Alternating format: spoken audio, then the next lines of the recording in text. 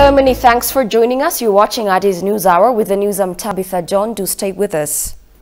The ruling Prosperity Party has just elected Abiy Ahmed as its president, while Dammaqe Mokonnin and Adam Farah grabbed votes to hold 2 seats reserved for deputy presidents. The PP is a result of resentments against the TPLF-led EPRDF.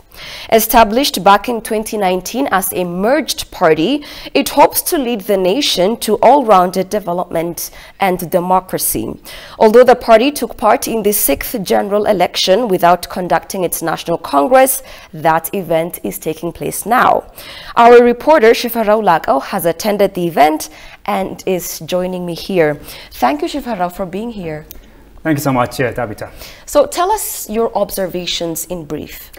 As you said in your intro, the Prosperity Party has just elected its president and deputy presidents, 2 deputy presidents. As you remember, this first ever Prosperity Party Assembly was started yesterday in an effort to, capitalize on the success stories that Ethiopia notched up over the past 3 or so years, and also to see weaknesses and correct the mistakes encountered in the process. So since yesterday, diverse issues have been going on, at this first ever meeting, and today it's also going on since morning in closed session. And obviously this evening, as we have been following, the president and deputy presidents of Prosperity Party were elected.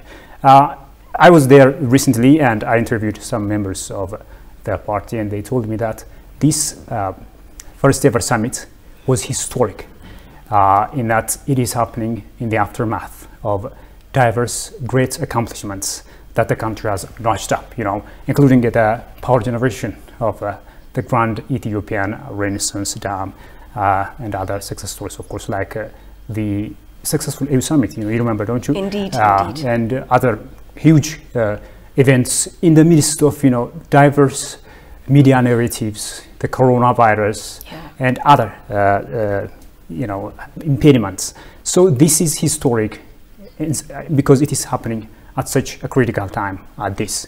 And also it was, they told me that it's the most participatory and democratic summit, first ever summit. So coming back to the election, the candidates of presidents and deputy presidents, 2 deputy presidents, was presided by Prime Minister Abiy Ahmed. So obviously Prime Minister Abiy was first nominated to be the president of Prosperity Party. They said that the members of this party said that Prime Minister's accomplishments are too diverse and too huge or big to be, enumerated or explained within such a short period of time, but they capitalized on his capacity as a leader. Diverse initiatives, he presided over, or he spearheaded, like the development projects, the Beautifying Sheger projects, and others.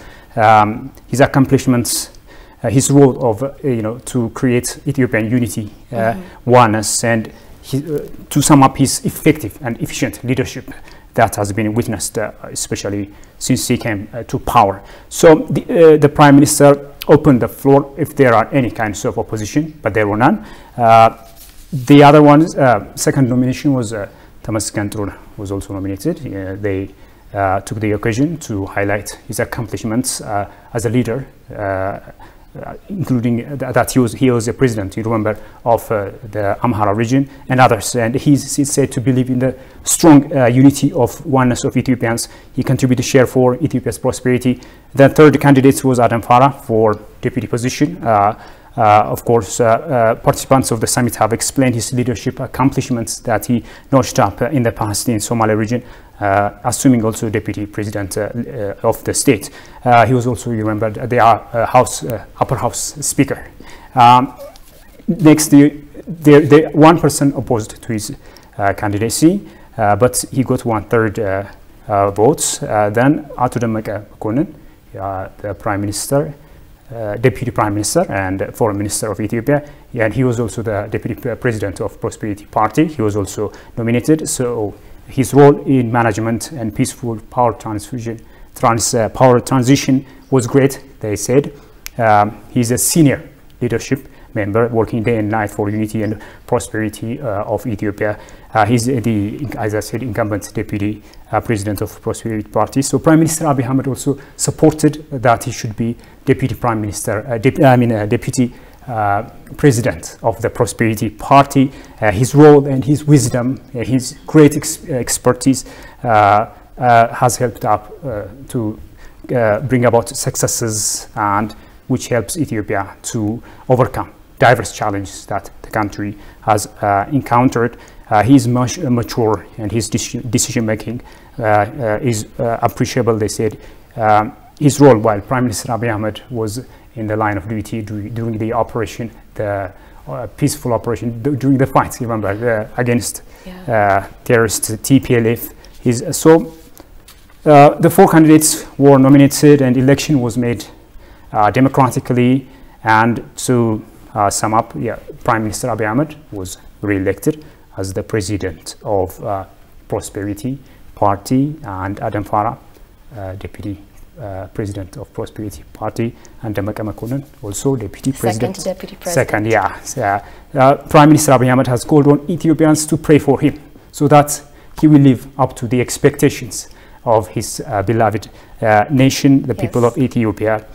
He has also said synergy is vital to prosperity, so he has called on Ethiopians to live up to help him accomplish this trust that Ethiopians has entrusted to him.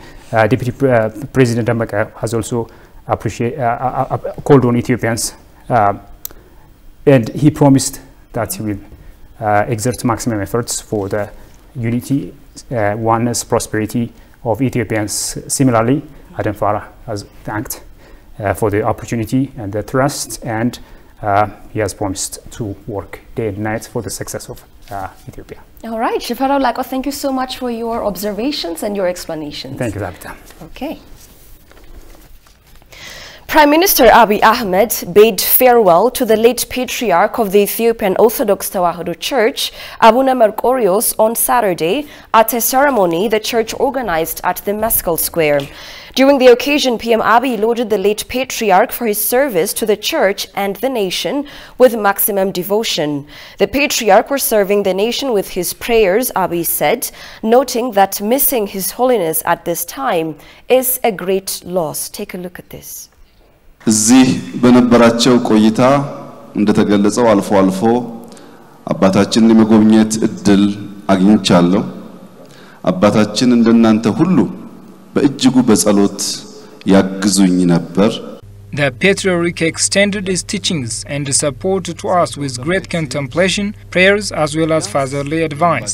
He was unassuming and humble, as I saw him personally. He helped me with prayers and counsels when faced with endless challenges. His contributions to the Ethiopian Orthodox Tewahedo Church remain immense.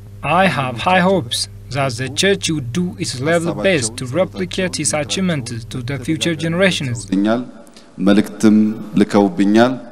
ብዙ አባታችን ለኔ እንደናንተ ሁሉ የመንፈስ የጸሎት አባቴ ነበሩ።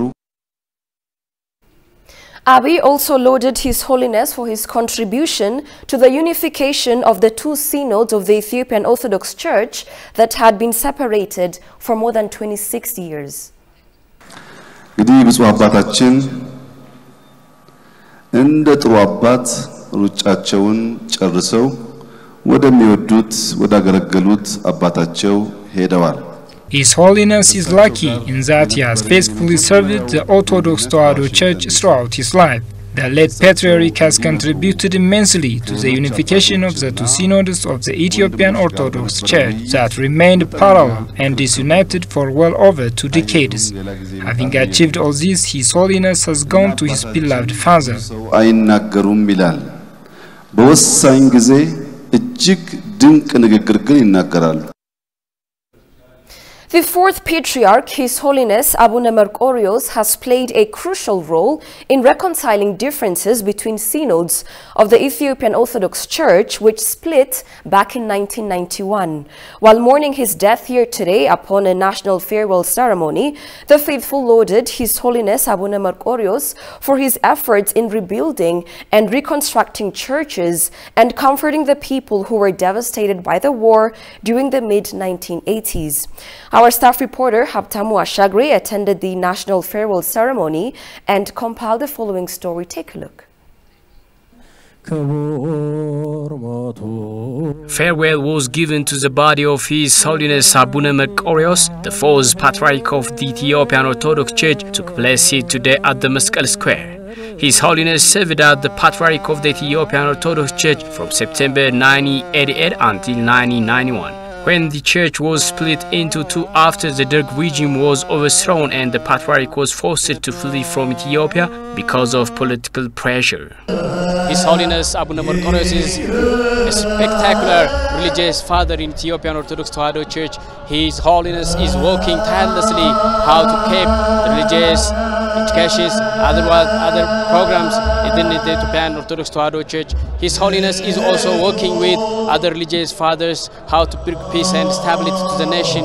His Holiness Abuna Merqorios also playing a key role how to keep the unification of the Ethiopian Orthodox Tewahedo Church, respectively with Ethiopian Prime Minister Abiy Ahmed and other serious government officials, including other Ethiopian Orthodox Tewahedo Church religious fathers. They are working tirelessly how to keep Ethiopian and Ethiopians to bring peace and stability in difficult situations, especially when he was exiled in US. He was praying to the people of Ethiopia and Ethiopians. There are a lot of activities done by His Holiness Abuna Merqorios. Especially he helped those Sunday school students how to make those religious users and other individuals how to bring this peace and stability to the nation.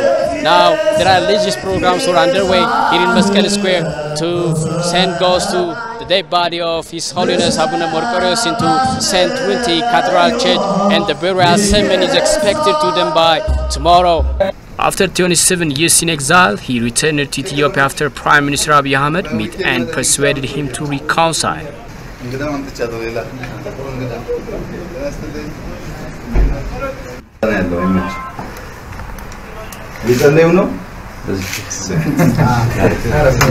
He was reinstated as Patriarch alongside Abuna Matthias in August 2018. His Holiness played a critical role in the reunification of the two synods of the Ethiopian Orthodox Tewahedo Church at home and abroad. The Patriarch was serving the nation with his prayers. The faithful said nothing that missing His Holiness at this time is a great loss. The Patriarch taught the highest religious teachings, including Digoa, in monasteries and served the church at several positions with strong spiritual devotion for several decades at home and abroad. I was saddened to learn of a passing of His Holiness Abuna Merqorios, fourth Patriarch of Ethiopian Orthodox Tewahedo Church, and I sent heartfelt condolences to you, the bishops, clergy, and lay faithful, together with the assurance of my spiritual closeness during this time of sorrows. The Christian world has lost a courageous and wise pastor who served his people in extremely challenging times.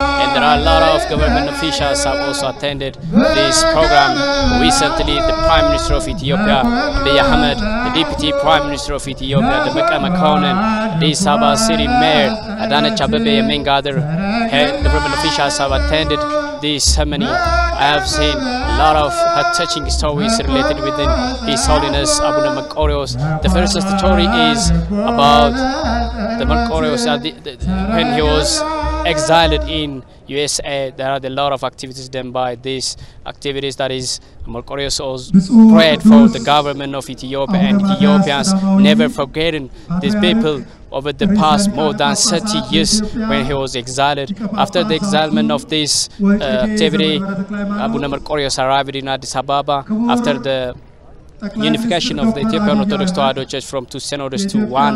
There are a lot of activities done by His Holiness Abuna Merqorios. Abuna Merqorios also played a significant role supporting Sunday school students and also believers of Ethiopian Orthodox Tewahedo Church to become one of Ethiopian spectacular region, that is Ethiopian Orthodox Tewahedo Church, avoiding separation, avoiding any problem related with incorporation, and also there are a lot of activities done by His Holiness Abuna Merqorios. The other one is about when he was the Archbishop of Gondar region. There are a lot of test region that is happening in political instabilities between during the Derg regime and the rebellion groups. There are a lot of deaths, killings related within Red Terror.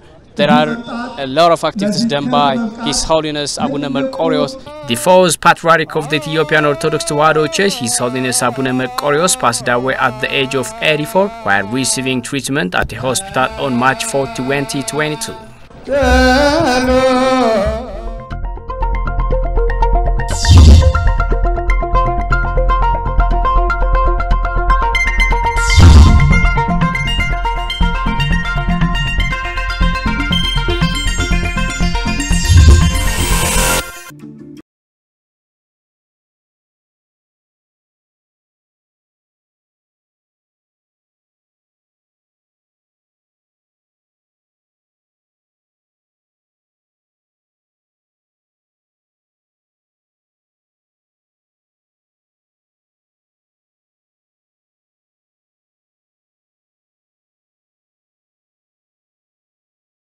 You're watching Addis News Hour. The late His Holiness Abuna Merqorios was widely regarded as a liturgical expert.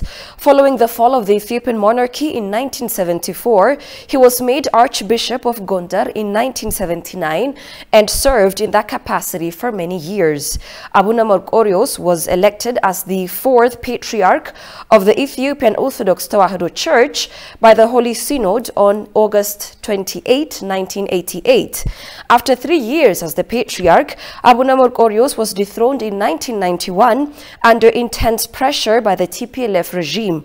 Shagao Yematao has the following obituary.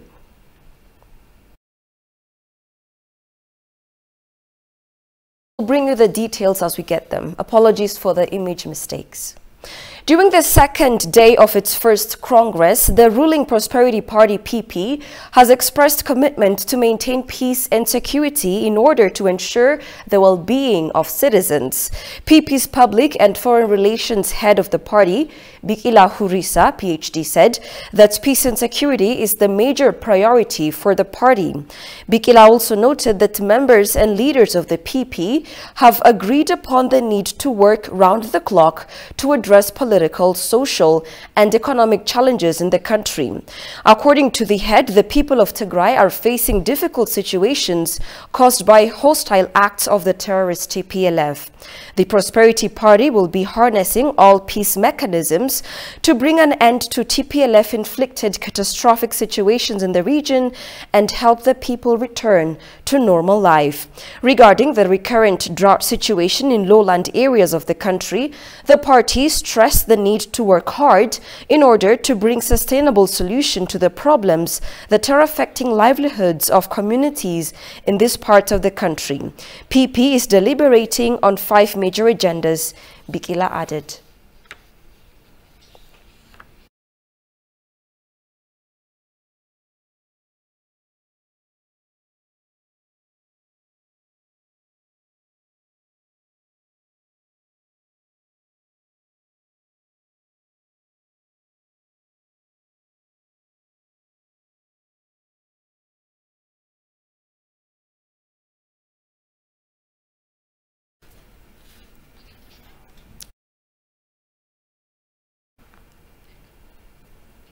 Members of Ethiopia's ruling Prosperity Party lauded the reform measures undertaken in the course of the past close to 4 years. Approached earlier today by ETV, some party representatives from far-flung and outlying corners of the East African nations nevertheless urged the 10 million-strong party to quickly address challenges to peace as well as the soaring inflation rates. Our staff reporter Temesgen Shifarao has interviewed them. Check this out. Members raised a host of burning issues during a second day of our Congress. Though representing our respective states, we deliberated on issues as Ethiopians. We've taken a position of giving priority to national as opposed to regional injustice. We expect certain problems to be raised and discussed boldly.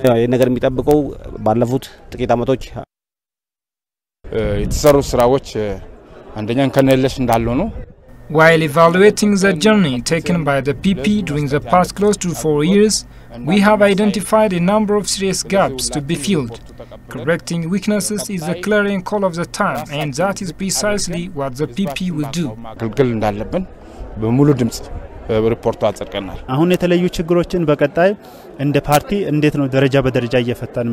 We expect to identify and elect determined leaders to steer the ship in the right course. The new leaders must implement the party's decisions down to the smallest unit.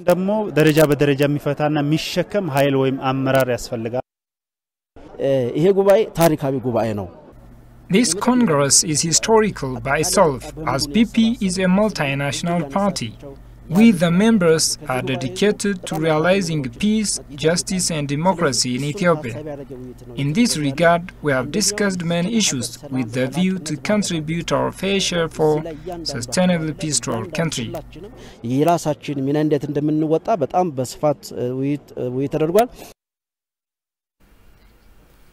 The details of the previous news.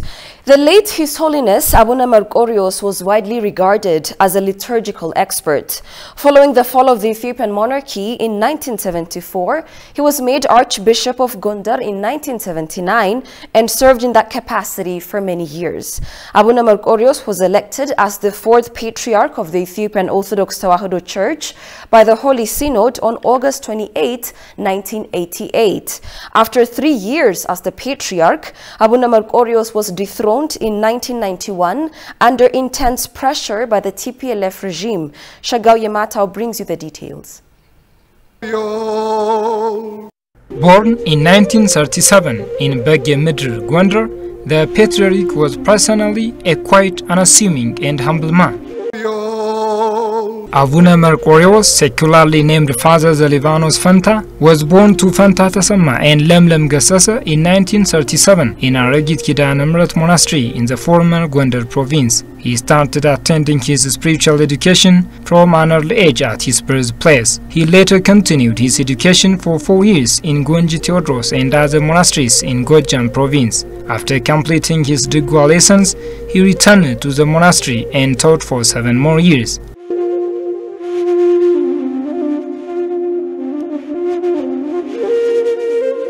On January 21, 1979, he was among the 13 metropolitan archbishops elected by Holy Synod, priests and followers of the religion, and became the Archbishop of Ogaden province. Moreover, he achieved honor and fatherly recognition in rebuilding churches, opening spiritual boarding schools, and training centers for priests at his own expense and mobilizing communities. He also helped protect holy books, artifacts, newspapers, and magazines of the church. He served there for 11 years by rebuilding and reconstructing churches and comforted the people who were devastated by the war. Later, he was transferred to Gondar Diocese province, where he continued to teach and stabilize the community in Chilga and Darak.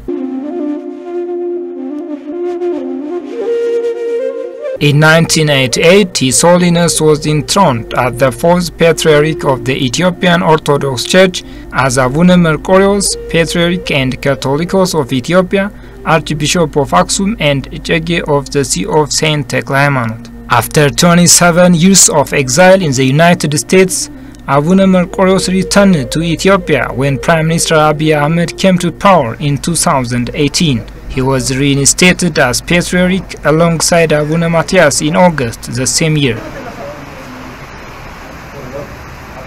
His Holiness has been praised for his critical role for the reunification of the 2 synods of the Ethiopian Orthodox Tewahedo Church at home and abroad. The Patriarch was serving the nation with his prayers, Many that his death is a great loss. The patriarch taught the highest religious teachings, including Degwa, in monasteries and served the church at several positions, with strong spiritual devotion for several decades at home and abroad. The patriarch died on March 4, 2022, after being admitted to the hospital and receiving treatment.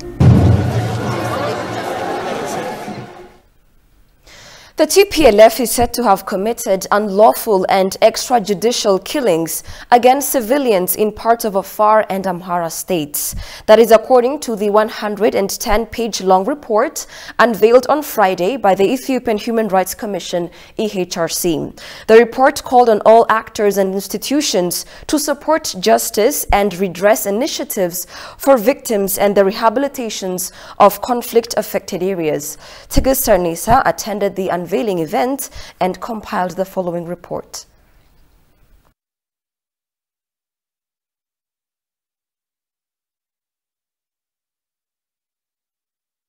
Because the war was conducted largely in towns and rural areas with dense civilian populations, a significant number of civilians have died, suffered physical and psychological injuries as well as sexual and gender-based violence as a direct result of acts of violence committed by parties to the conflict, the report said. According to the report, without including extrajudicial killings, at least 403 civilians have died and 309 have suffered minor to serious physical injuries as a result of acts of violence in the context of the conflict. In parts of Afar and Amhara states covered by the investigation, at least 346 civilians have been subjected to unlawful and extrajudicial killings by parties to the conflict, mainly by Tigrayan forces. ኮሚሽኑ በአፋርና በአማራ ክልሎች ምርመራ ባደረገባቸው ስፍራዎች The Commission in its findings excluding the unlawful extrajudicial killings, 403 civilians' lives were claimed and 309 civilians were injured. The Commission's finding in Amhara and Afar regional states by the warring parties, specifically by TPLF forces, nearly 346 civilians' lives were claimed. ቢያንስ 346 ሲቪል ሰዎች በህገወጥ መንገድ ተገድለዋል. Tigrayan forces committed these acts of sexual and gender-based violence to demoralize, dehumanize and punish communities, the report said, adding, often indiscriminately and sometimes in a targeted manner. ትግራይ ኃይሎች ተቆጣጥረዋቸው በነበሩ በጣም በርካታ የአፋርና የአማራ ክልል አካባቢዎች በሴቶች In the areas that were captured by TPLF, young children, women and elderly ladies were victims of systematic gender-based violence. Our findings show that these crimes were deliberately committed against those civilians in order to demoralize their society. Since these crimes were used as weapons of war, which further investigation and swing is needed. On top of that, human rights abuses against children, women, elderly ladies, displaced and disabled people that can amount to war crime were among our findings. Many civilians were displaced and suffered physical, mental, social, economic and other injuries following the expansion of the war into Afar and Amhara states, the report said. In Afar and Amhara regions, a total of 2,409 health facilities, including hospitals and health posts, have ceased operation as a result of the destruction, damage and pillage they sustained. In addition, a total of 1,090 schools were fully destroyed, while 3,220 sustained partially damaged in both regions. ሌላው ሳይጠቀስ መታለፍ የሌለበት ጉዳይ ደግሞ በዚህ ጦርነት በተለይ በትግራይ ኃይሎች Our report showed that especially when TPLF forces capture Afar and Amhara regional states, a wide range of mass destruction that left a number of civilians' properties, state and private owned infrastructures wrecked, and a number of schools and health facilities were looted and became dysfunctional. በርካታ ትምህርት ቤቶች የጤና ተቋሞች በተለይ The investigation team conducted 427 confidential interviews and held 136 meetings with various government offices and authorities. It also conducted 12 focus group discussions with religious leaders, community elders and internally displaced persons. The report calls on all actors and institutions to support justice and redress initiatives for victims and the rehabilitation of conflict-affected areas. ሶስተኛ ተጎጂዎችን የተጎዱ አካባቢና rehabilitation of war-affected areas need to be paid higher emphasis. We would like to convey to the local and international communities to bring forth their support in bringing peace, justice and rehabilitation of the affected areas. የመልሶ ማቋቋም ተገቢውን ድጋፍ እንዲያደርግ ጥሪ እናስተላልፋለን. TPLF launched widespread aggression into Afar and Amhara in the wake of the withdrawal of federal troops from Tigray back in July last year following the announcement of a unilateral ceasefire by the government.